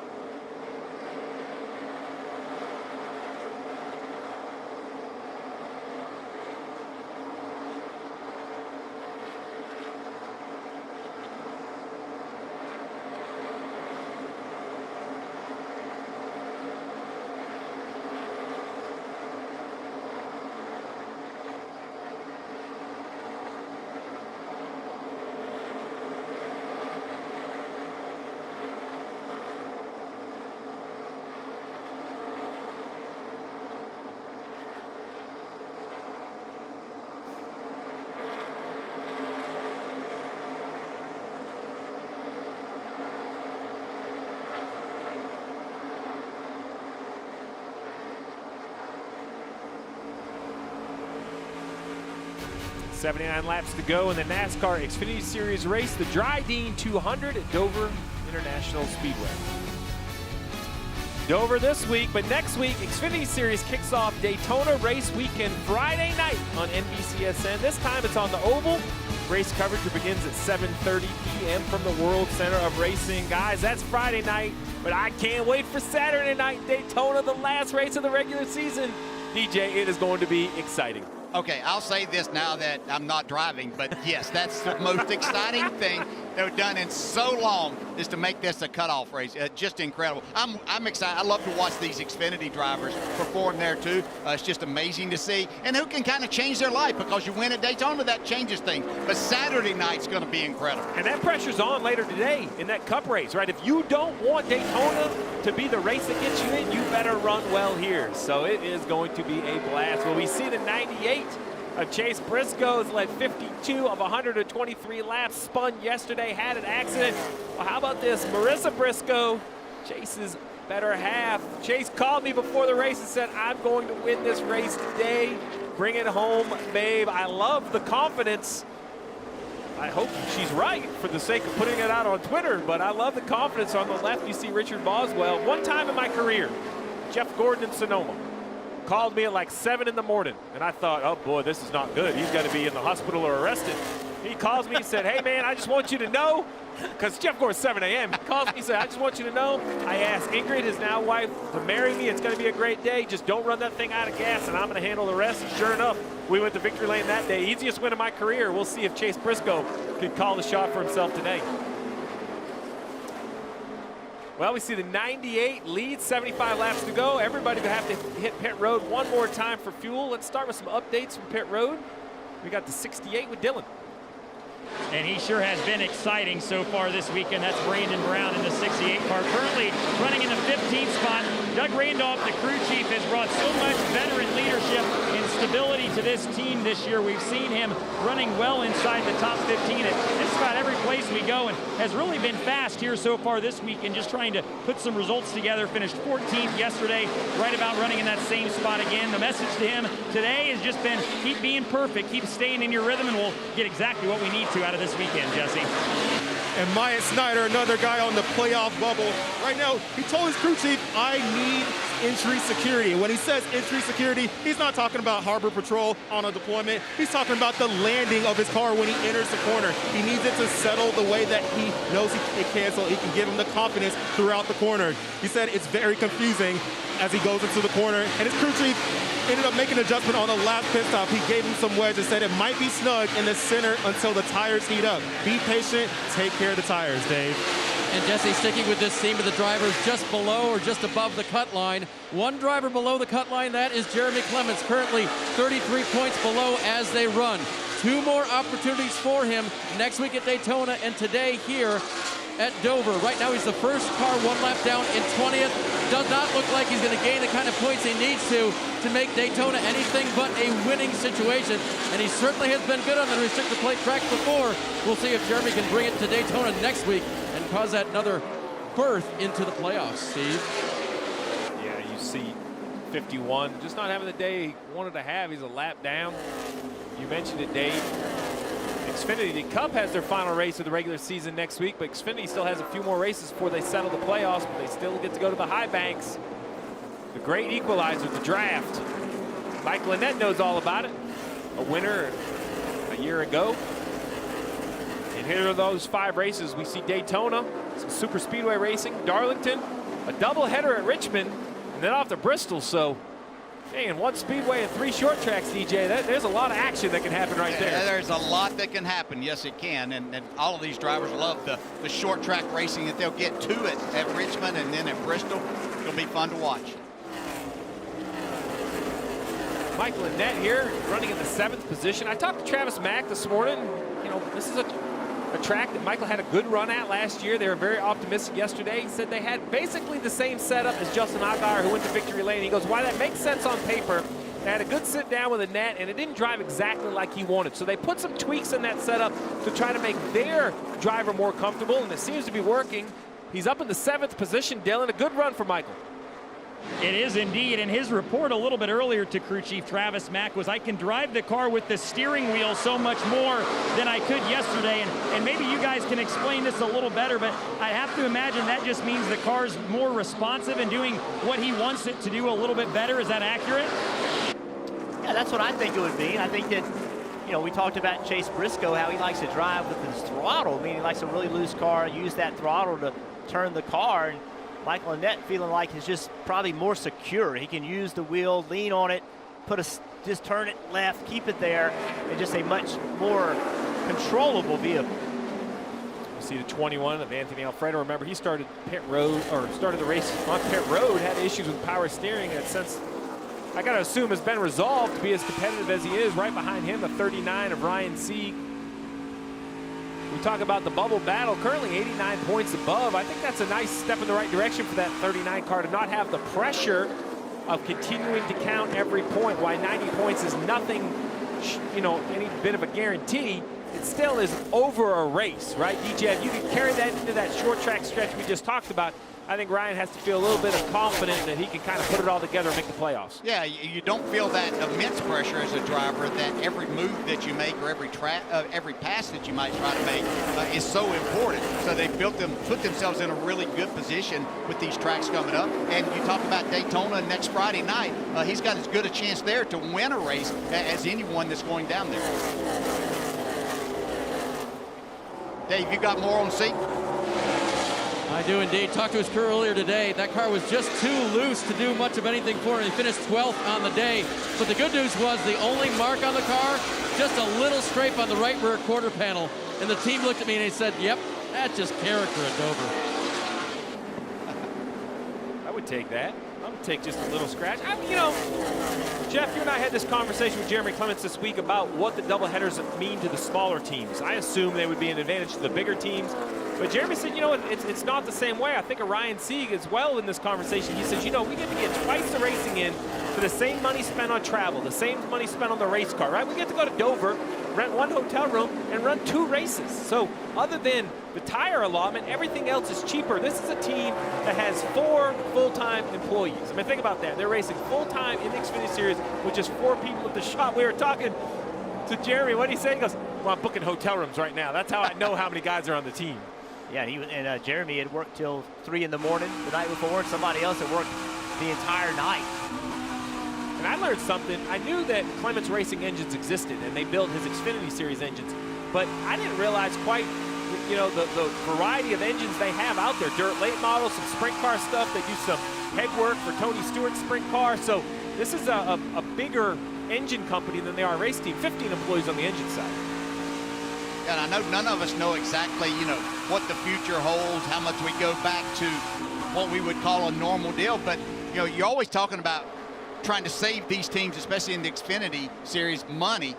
Is this something to look at, even if things would go back to normal, where, you know, we're fans back to the track and things, but the Xfinity cars run more double headers on weekend, race on a Saturday and then Sunday morning before a cup race. Yeah, not just saving the money, but Jeff, you talk about value for a fan. I want to travel in and buy a ticket if I get 2 tickets. Right, I'll go out of town to a race if I can see a couple races for my travel money. Yeah, how about Justin Allgaier? He's getting his money's worth. He is already driven all the way back up to 10th. Racing Brett Moffitt for 9th. This is a nice drive. He got penalized, uncontrolled tire, working his way back to the front.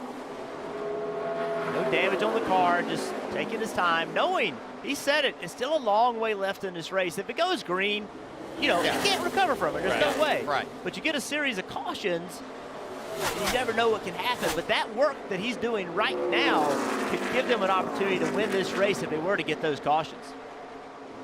Dylan, what do you have on Moffitt?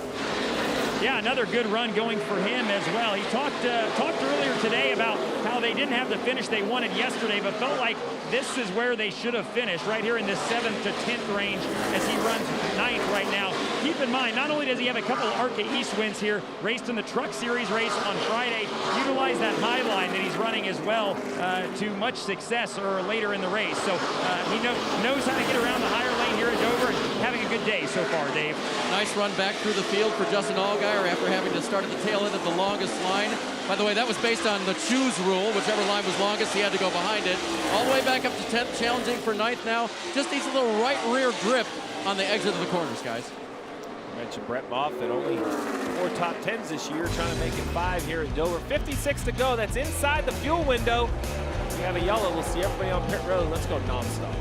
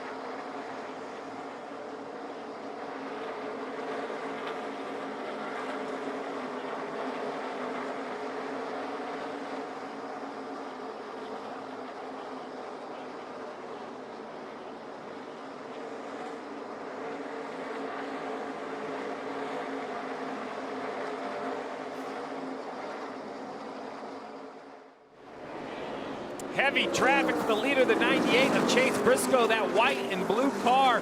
He kind of was on a little bit of a cruise, caught lap traffic, 2 and 3 wide in front of him, guys. Yeah, that was a big mess. And you see that car at the back of the screen, that's Ross Chastain. That lap traffic allowed Ross to gain some ground, but now Ross is going to have to go through it. Yeah, Briscoe did a nice job of making his way through there. That looked like that could cost him a lot of time. And a lot of times at Dover, that'll be a lead change if you're not careful and you choose the wrong place to go. But Chase Briscoe did a nice job of navigating that. Okay, Steve. 19 car, just past Noah Gragson for 6th place.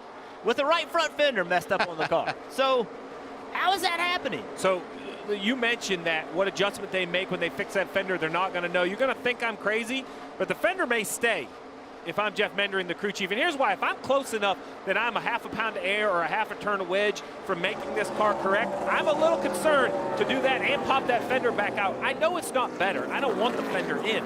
So it depends on what he's fighting. If he's fighting any sort of front end grip or front turn, of course I'm going to grab that fender. If the issue is in the back of the car and I'm already free, the last thing I need is more front downforce. See Ross Chastain doing his best to get around this lap traffic. Steve, back to that. My experience as a driver at Dover, because we've talked about driving down into that hole, is that, and we've heard a lot with this new tire, that a lot of drivers are loose on corner entry. Well, if that right front fender is knocked in, that really helps that. That really helps the car tighten up on corner entry. Now, it also will tighten it up through the middle and off, but he could be actually getting a little bit more help from being tighter on corner entry than he's getting hurt by being tight in the middle of the corner. Yeah, but it's easier to make an adjustment if you're tight in that center and exit, make an adjustment to fix that, make your car faster there than it is to tighten it up entry to the corner, because that usually tightens up the center too. We're selling it, Van. Well, I was going to say, I've learned most of my handling issues start on corner entry, right? That's the start of the corner. Let's take a look at the Toyota driver update. You can see right here, the 19 of Brandon Jones in the 6th position. Well, up in front of him, Harrison having a nice recovery from an issue earlier with the choose cone. In 5th, Riley Hurst in 11th. So 2 of them in the top 10, and Riley knocking right on the outside of that top 10, trying to recover from a pit road issue. I like your sales job on that fender, but, you know, I talk about that in jest, but it's true, DJ. You know, I want the fans to understand, as a crew chief, that's what I have to dissect. When you say you're loose, you're tight, is it an entry issue making the middle a problem? Like, if I fix the loose end, do you have to fix the middle? You know, I can't fix everything. I'm sorry, I know you want all this, but I don't have that many knobs to turn on pit stop. Yeah, well, Jeff made a good point earlier when they chose not to come in and fix that after it happened, before this went back to green. They were going to be a change away and behind, basically. If they come in and they fix that, then you don't know how to adjust the race car from that point, because all you can do is go all the way back to what it was before, and the track has changed since then. Guys, I have to bring this up with 42 laps to go. There's still about 20 laps outside their window. We talk about the Dover and the Monster Mile and all the issues they have. How many of these guys right here have done a green flag pit stop at Dover? Oh, right? I mean, that's a challenge in itself. Right, so let's listen in to Daniel Hemrick in the 8. Taylor, you confused, seeing him short. How brave are you? I don't know, man. I hear you. That's Tab Boyd, the spotter, and crew chief Taylor Moyer having a conversation about hitting them short. What they mean is come early. They have 20 more laps of fuel, but if you come right now and put fresh tires on, you're going to be a second and a half faster than the leaders. He's only 6 seconds back, so he could gain time on the leader. All right, DJ, there it is. Pit road, tough entry. Huh. Tough. That's an understatement.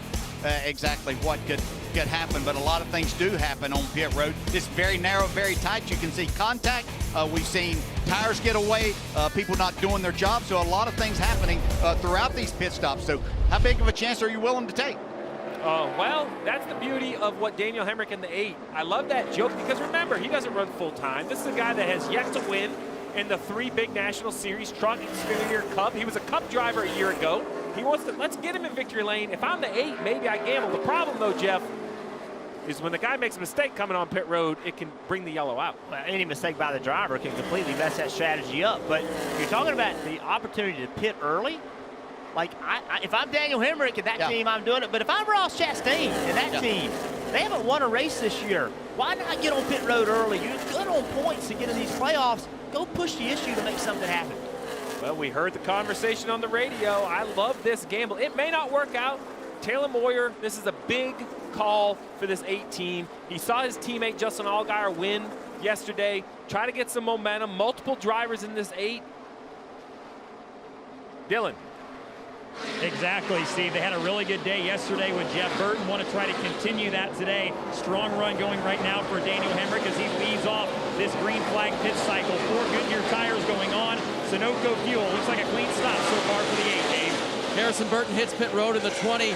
He started this run with a very familiar term here at Dover, landing loose. You land here at Dover when you go into the corner, and he wanted that looseness taken out. It was fast, though. He got all the way up to 4th before these pit stops, Dylan. Oh. Well, that's making the decision as late as you possibly can. Yeah, you said it. He gets it done and gets in there. You have to worry about the speeding part, but I think everything is okay there. But that's the challenge that you have going around this racetrack and then trying to transition onto pit road. You said it before these pit stops started. These young drivers, have they come on pit road under green and hit, you know, he hit that box. You have to have all 4 tires below that box, and that's going to be a penalty. We're hearing now, yes, that NASCAR is being penalized. Right here. They're going to go ahead and serve the penalty now. Yeah, Burton's had a nice, clean year so far, but 2 mistakes out of the 19-year-old. He hit the commitment cone, and now he's hit the choose cone, and now he's hit the commitment cone coming to pit road, Dave. adjustment there for Justin Haley, air pressure to fix a loose race car. And you also see the 98 of Chase Briscoe hitting pit road, the dominating car so far today. He'll get an adjustment on that 98 car as he was coming in. It was tight everywhere and wasn't able to get it through the corner the way he wanted to. So air pressure adjustment going in, Sunoco fuel and Goodyear tires for Chase Briscoe. So here's the 20 serving the penalty right here. So Jeff did a nice job of explaining it. See, Cindric gets caught up a little bit, turning and hit his box. The 10 of Chastain also on pit road. Dylan. Austin Cindric is in, and yeah, you guys saw it. Had to move around the Tommy Joe Martin's car. Cindric still working on trying to get the corners connected and keep his foot down all the way on throttle. Piece of tape goes on the grill. 4 Goodyears and Sunoco for Cindric. And pit road is busy. They have enough fuel to keep going, but really the decision was made when the 8 came to pit road. He forced everyone's hands. DJ, you love those new tires. Everybody's getting them now. Yeah, I think they could have forced Briscoe's hand a little bit more here. Dylan. Riley Herbst in as well. Remember, still trying to recover from that uncontrolled tire penalty. Wrench in the right rear for a chassis adjustment. Riley said he felt like he was spinning out if he was turning the wheel. Long corners here at Dover. You can't have that. Goodyear's going on as well. Fuel for him. He's down and away.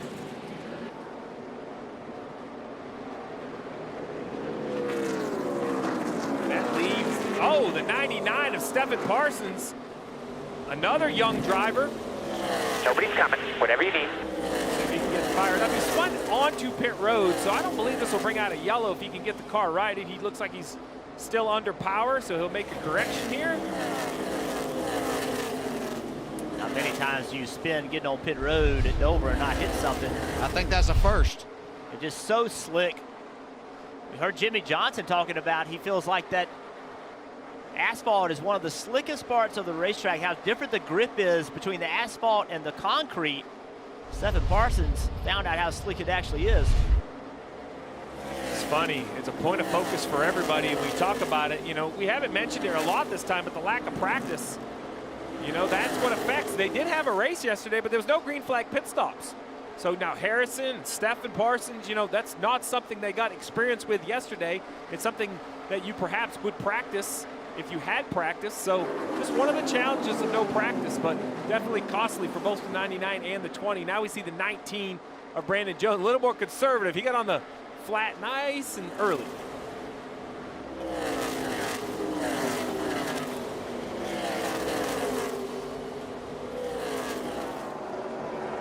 Heading to his box, Dylan.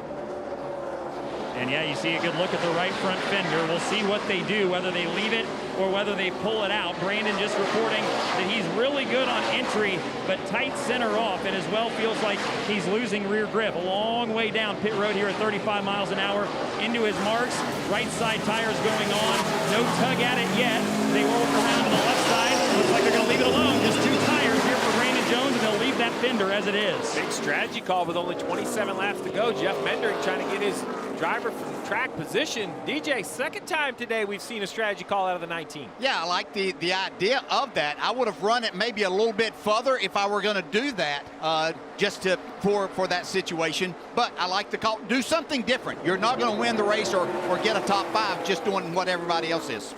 Well, look at the players right here. I know we have the 9 of Gregson, Annette leading, but Allgaier right there is also on the racetrack, just trying something different, right? I mean, Briscoe's come to pit road early. The 7 says, I got to somehow make up for this issue we had on pit road. Maybe he could catch a caution. That's what the 7's gambling for here, and I like the gamble.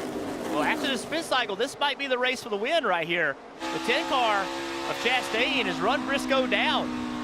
Right there with him. Yeah, and he benefited from Chastain running up on a couple of cars that had not pitted yet, and it kind of caught him at the wrong place there. Slowed Briscoe's performance down a little bit. Chastain there trying to take advantage of that.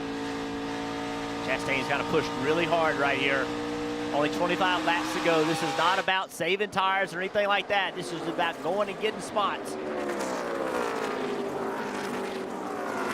So we see the 10 running the 98 back down. Well, in the pit cycle, the 10 of Ross Chastain actually had leapfrog Chase Briscoe. So right here, the 10's in front of the 98. Look at the 98. And he knew he had to make it happen. He made it happen, got back in front of him. We'll see if that right there was the pass that works for the lead. Was it contact, or was it? Well, that's a little contact, I think. dynos, it'll be interesting to see what Ross thought it was if he can get back to the rear bumper of the 98. Yeah, I guess for Ross's mind, that's all that matters, isn't it? Yeah. Yeah, a little bit of contact there. Briscoe pushing the issue. That extra motivation for Chastain. Now, Briscoe caught that lap car in a bad spot. Had to go around him on the outside and really slowed him down. We will get our cars fast enough, I promise you. I ain't letting up. So an interesting thing as we ride on board Ross Chastain right here, you know, Dover, that lighter concrete color, we talk a lot about the tire rubber going down. Well, under yellow, it gets picked back up. Well, now we have gone 81 green flag laps without a yellow through a pit cycle. Look at the rubber smeared all over that surface. DJ, I have to wonder if that's not affecting the handling on that 98 a little bit. Yeah, it has to. And what you're doing now is finding yourself trying to go to another part of this racetrack that maybe you haven't tried all day to see if you can get that grip or that feel or that speed back that you had before. On the left side, you see last pit, we have Noah Gregson, Allgaier, and Nat all on the racetrack. Oh, as I say that, the 7 will come to pit road. Oh, buddy. Just have to see if the speed was good. He definitely didn't touch that orange box.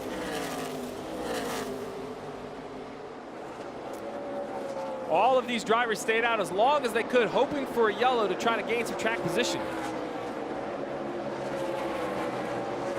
Justin Allgaier's team will put on the third and final set of Goodyear tires available to them behind pit wall today. And yes, they will take all 4 and put in the Sunoco fuel as well. So that right rear grip on exit, that'll be handled with an air pressure adjustment, guys. As we see the 7 of Allgaier, the 9 is currently the leader, the 98 trying to unlap himself. Remember, he's already made his pit stop. So this really would take some pressure off the 98. If the yellow comes out after he passes the 9, really is not going to hurt him at all. So he's going to push the issue. I think you should see how much more important new tires are right here with speed in the middle of the corner. You know what's really surprising is actually how good the older tires hold up. Yeah, they're not bad. The fall off's not too bad.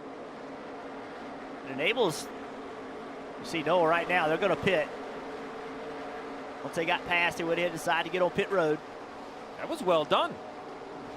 That's getting all of it out of it right there. That's about as good as you could keep your speed up and get on the pit road quickly as possible. Dylan? Going to get a long way down pit road here for Gregson near the end, stall 3. So he's got to cruise at 35 miles an hour and losing all kinds of time here as he makes his stop.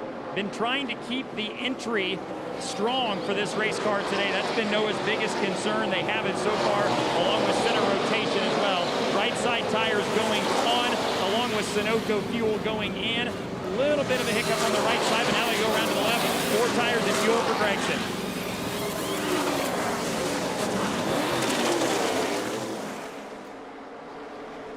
Touch back in with 16 laps to go. Michael Annett currently leading the race, but he'll have to come to pit road. Oh, man. Traffic in front of the 10 of Chastain. As he gets caught in traffic, the 98 gets smaller out the windshield. Just nowhere to go for Ross right here. Just 3 wide, 2 wide. He just nowhere to go. Just has to. Oh! Almost got contact. You could almost hear the rear tires squealing right there. That's so frustrating. Just absolutely nothing he could do.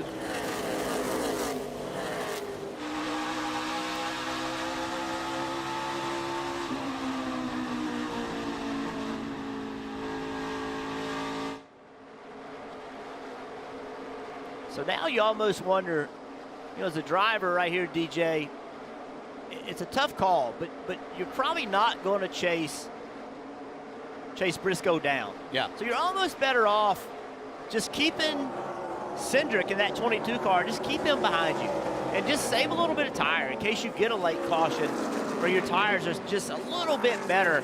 It's a tough decision for Cindric trying to get by those lap cars, trying to get the Briscoe to Chastain, but maybe an idea, just slow down. Don't drive the car as hard, just to try to save a little bit of tire. Yeah, that's certainly a great idea and plan to have there, but you're so frustrated as a driver at that point to be thinking that, hey, back up and save this as we see Annett coming to pit road now. But you're exactly right, Jeff. That's the one thing to do now. Just that 3/4 of a lap took your possibility of a win away probably. As we see the 1 roll down pit road, that'll shift the lead to the 98 of Briscoe. Dylan. And yes, with this, the cycle of green flag stops is complete. So here's Michael Annett into his box, a wrench in the right rear chassis adjustment, just 2 tires to try and minimize time lost on pit road, and that's away. Yeah, with only 12 to go, no reason to put 4 tires on it. Just put some fresh right side tires on it. The 7 of Allgaier just in front of the 98. Now as the leader will cycle back around, we see how many cars are on the lead lap. 9 cars on the lead lap. Justin Allgaier currently running in the 9th position. Yeah, you can see the combination of Allgaier having to start at the rear, Chase Briscoe setting a torrid pace, and then Allgaier staying out there for a lengthy amount of time on those older tires, that it created him being a lap down when this cycled out.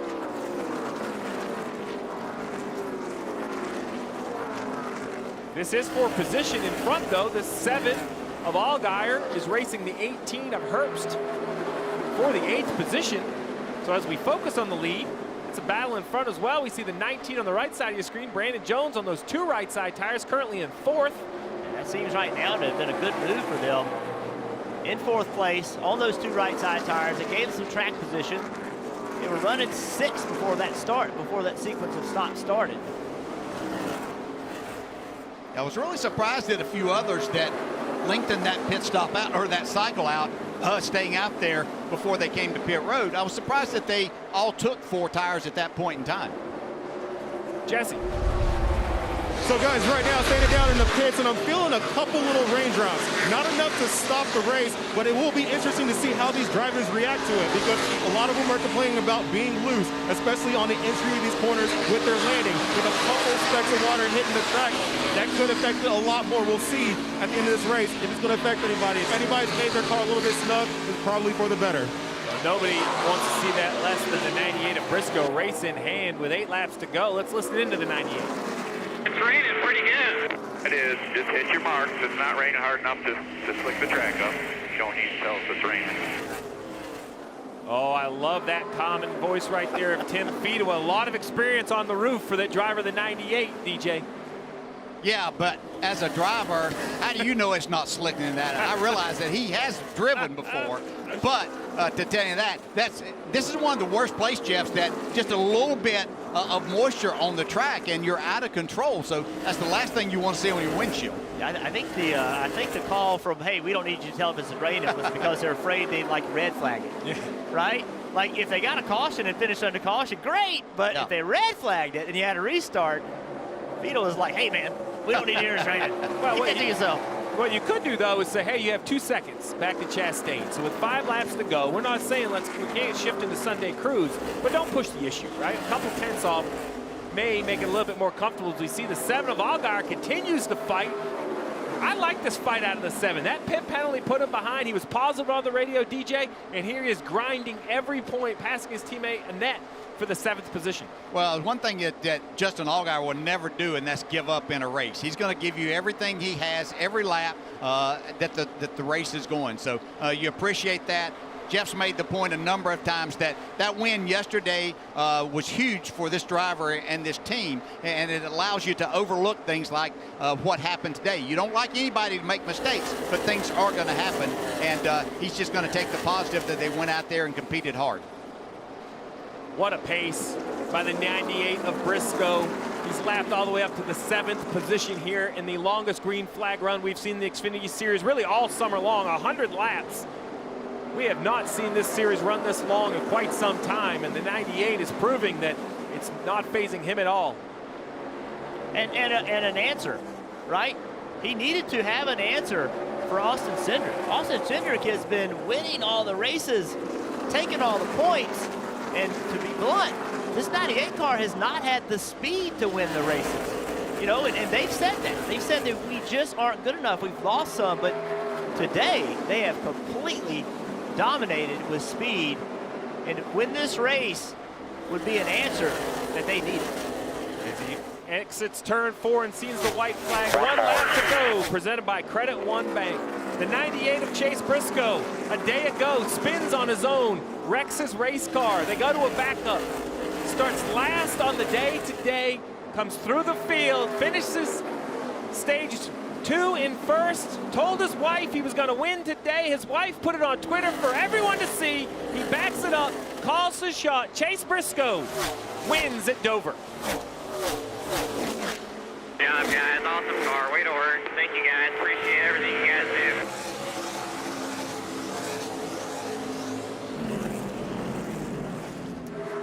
Wow. I don't think I have a whole lot more than that, DJ. Wow. Well, good drivers and good teams do things like this. They make things happen. They believe in themselves. And just Jeff was pointing out there, this team needed to do something.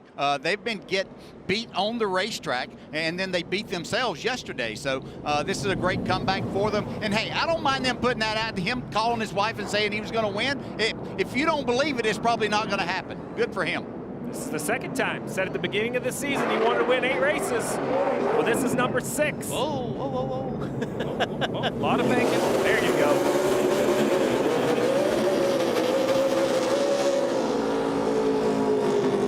That's why I didn't do burnouts, because I was afraid I was going to hit the wall like a thief. Especially hard there where that straightaway banked 9 degrees. Yeah, I never tried that either, Jeff.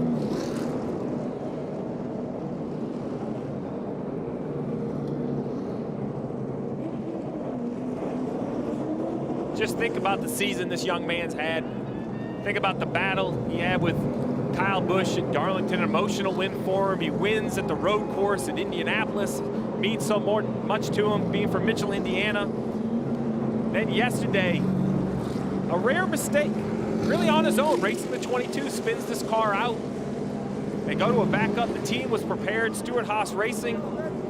This is their 18th career win in the Xfinity Series. Really putting an exclamation point in his resume, right? Not just that he can win, that he can win through adversity, win with good cars, as well as his crew chief, Richard Boswell. Rally the team, get another car out of the truck. To put on this type of performance says a lot about an organization, a lot about a race team.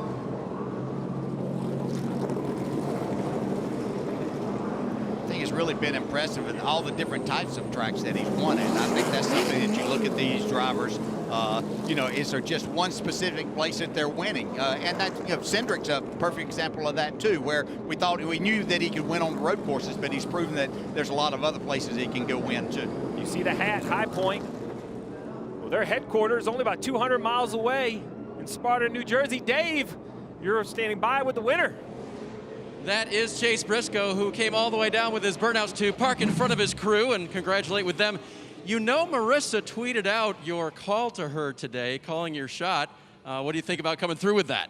Yeah, that was cool. I told her today I was so mad after yesterday I had to go win, and just a testament to these guys, these Stewart-Haas guys, to pull a backup out. And honestly, it was better than our primary, I thought. So pretty cool to win from the back here in a backup. And this is Boswell's home racetrack, highpoint.com. This is their second closest racetrack, and man, we haven't won in a month and a half, but it feels like 5 years. I'm glad that we're kind of back where I felt like we were at the beginning of the year. And truthfully, I felt like today is probably the most dominant car we've had all year long. So hopefully we can continue that trend, and feels good to be back in victory lane, that's for sure. So what did you learn yesterday? You made a mistake, and you admitted that, but what did you learn that allowed you to take this backup car to victory lane? Yeah, honestly, as crazy as it is, I think racing that car that, there's no splitter and everything else, it was so tight that I just kept trying to learn stuff, even though it was so different. And, I was so tight there at the end. I felt like a lot of the same stuff I learned yesterday in that car, really correlated over. And I found some stuff running the bottom. I don't want to give up my secret, but I always say it feels like every time I win one of these races, it just reminds me of dirt racing. And kind of the same thing. I found, 2 or 3 inches where I could put my left front and have a ton of grip, and it reminded me of running the moisture. So just so cool, like I said, to get highpoint.com, Ford Florence Racing School, Mobile One, Stewart-Haas Racing, just, again, a victory lane. It's pretty cool, and I've always wanted to win at Dover. This is one of those drivers' racetracks, and certainly wasn't easy today. And drive it, he did a good run today for Chase Briscoe. 6th win of the season, Steve. Yeah, 6th win in 21 starts.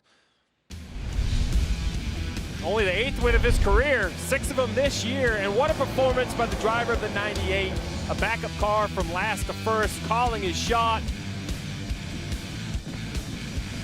Even celebrates with some donuts. Celebrates with his team.